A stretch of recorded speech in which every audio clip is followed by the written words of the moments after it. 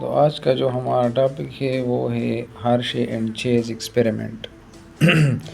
इससे पहले वाले लेक्चर में हमने बताया कि साइंटिस्ट जो स्ट्रगलिंग कर रहे थे कि जेनेटिक मटेरियल कौन से है, उसमें ग्रिफिथ ने एक एक्सपेरिमेंट किया था और उसे इतना पता चला कि कोई चीज़ ऐसी है जो एक बैक्टीरिया से दूसरे में चली जाती है, उसको ट्रांसफॉर्म करती है, लेकिन उसको ये कंफर्म पता नहीं चला कि वो चीज़ क्या है, डीएनए है या प्रोटीन है।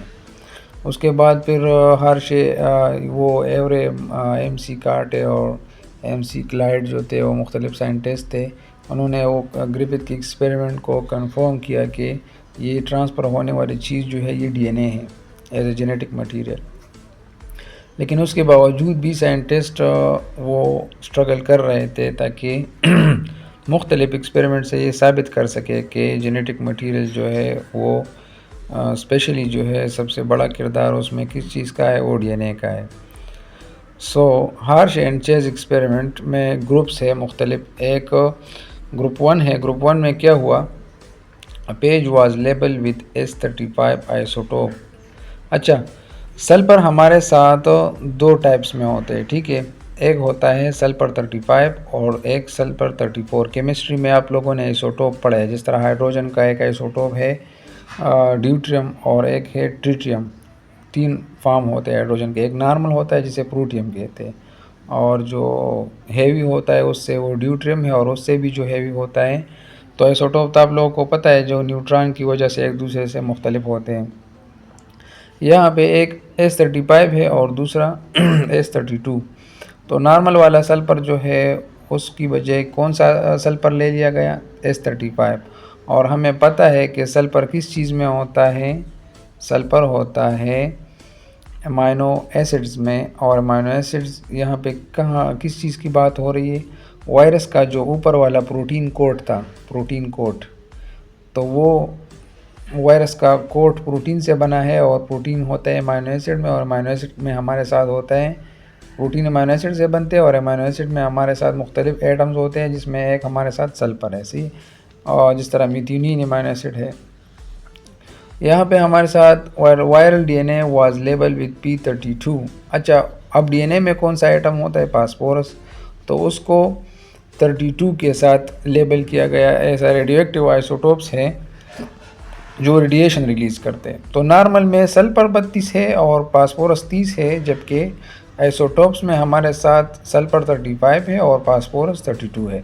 तो दोनों रेडिएशन रिलीज़ करेंगे और उसकी वजह से साइंटिस्ट को ये पता चलेगा कि ये चीज़ कहाँ पे है, लोकेशन मालूम करने में हेल्प करेंगे। जो चीज़ रेडिएशन रिलीज़ करती है, जो आ, आ, मतलब लाइट एमिशन करती है, या वो कलरिंग डाई होती है, कलर वाली डाई इस्तेमाल हो, तो वो ऐसी चीज़ें जो होती है ये हमें पोजीशन बताती है, लोकेशन बताती है। अगर हम किसी चीज़ की लोकेशन मालूम करना चाहें कि ये कहाँ पे है, सॉल्यूशन में बाहर पड़ा है या सेल के अंदर गया है।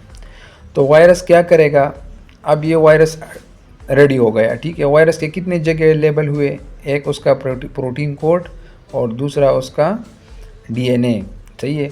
अब ये वायरस अटैक करेगा बैक्टीरिया पे। जब बैक्टीरिया पे अटैक करेगा तब हमें पता चलेगा कि प्रोटीन कोड अंदर जा रहा है वायरस के या डीएनए। जो चीज़ अंदर जाएगा, अगर अगर प्रोटीन अंदर गया तो प्रोटीन कोड के साथ वायरस अंदर गया तो सल्फर का एमिशन जो होगा, रेडिएशन का लाइट एमिशन होगा, जो भी होगा सल्फर हमें बैक्टीरिया के अंदर मिलेगा।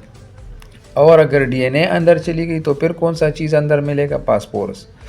अब यहाँ पे अगर आप लोग देख लें तो कल्चर्स और centrifuge separate to separate the phage from bacteria. अच्छा, इसकी सेंट्रीफ्यूगेशन वाला वो सारा प्रोसेस हो गया लेबॉर्ट्री में, और फिर ये पता लगाना होता है ना कि ये चीज़ कहाँ पे मौजूद है। जब रेडियो एक्टिविटी की पैमाइश की गई, मैयर हुई, तो उसमें ग्रुप 1 में हमारे साथ क्या रिज़ल्ट आया, प्रोटीन कोड ऑफ वायरस। अच्छा, वायरल प्रोटीन कोड जो था वो सोल्यूशन में ऊपर था, मतलब वो सुपरनेटेंट में था। सुपरनेटेंट क्या होता है, जो टेस्ट ट्यूब में ऊपर होता है जो चीज़, और जो नीचे होता है उसको हम क्या कहते हैं, पैलेट। और फास्फोरस उसकी जगह पैलेट में आ गया, ठीक है। अब यहाँ पे इस बात का ये सबूत है कि वायरस का वेट क्या है, वो वेट कम है और बैक्टीरिया का वज़न जो है वो ज़्यादा है।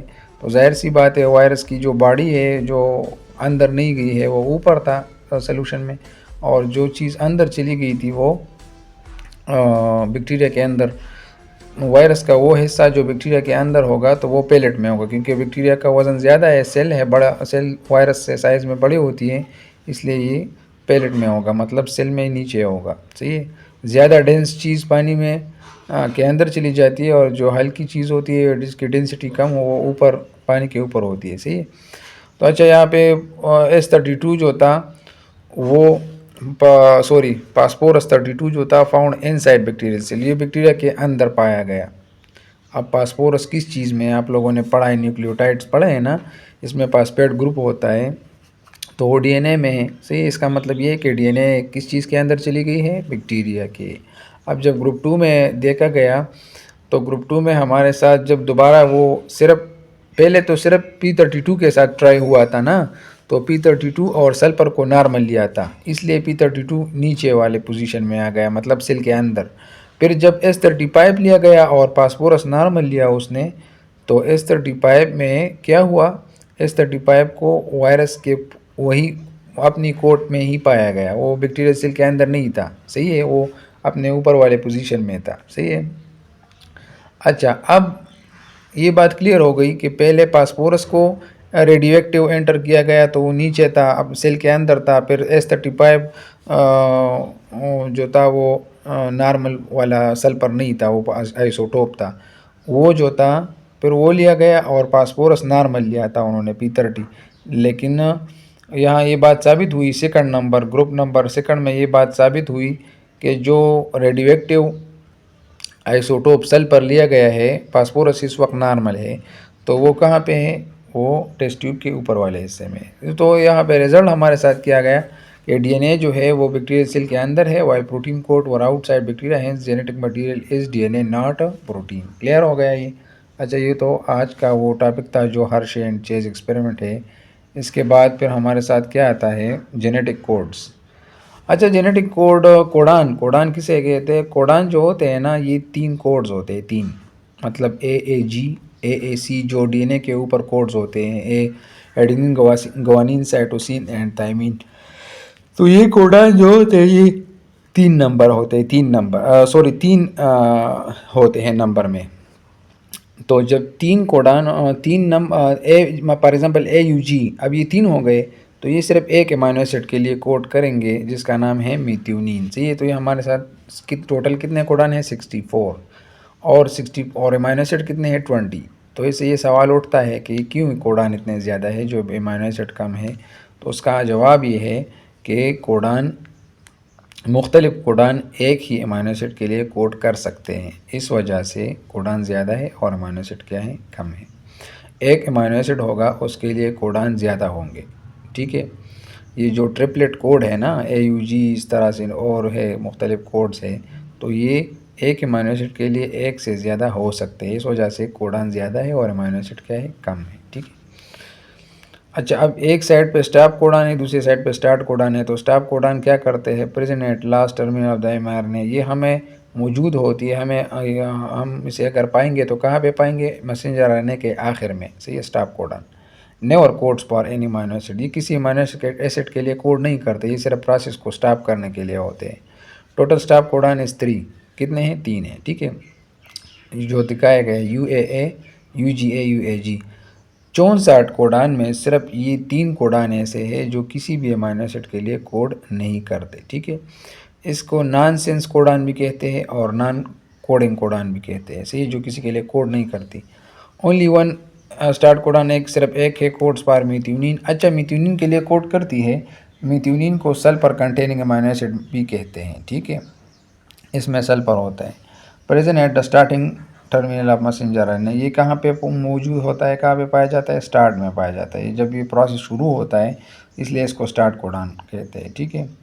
तो यहाँ पे हमने लिखा है हेंस आउट ऑफ 64 में 61 is coding in which 1 is starting और कोडिंग कोडान।